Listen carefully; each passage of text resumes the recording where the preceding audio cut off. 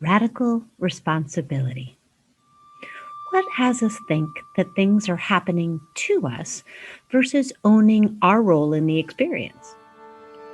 Most of us were taught that the physical world already exists, and we have very little influence over it other than in the physical realm. We've not been taught about our energetic relationship with reality and how it's constantly responding to and bringing us more of what we generate.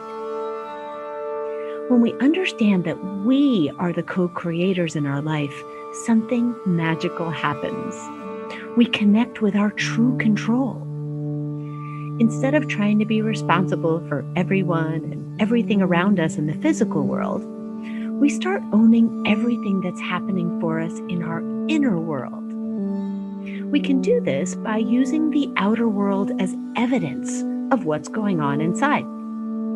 If we want to change the outside experience, we have to become fully responsible for the inside experience. Radical responsibility means becoming aware of who we really are and what we want and don't want in each moment.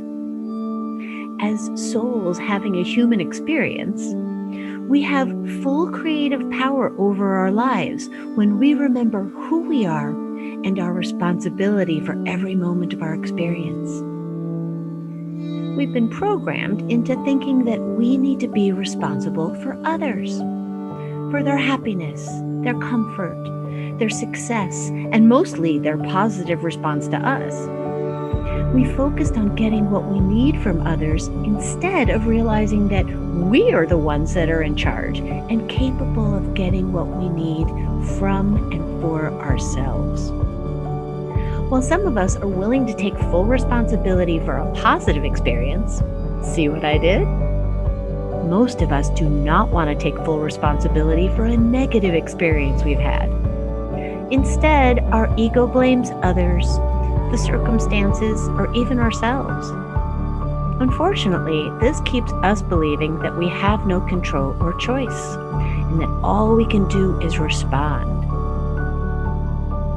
Radical responsibility reminds us that we are in charge of all of our experiences, and this is true freedom. When we no longer look to others to be, have, do what we need, we turn back to the source within, where we create our own reality.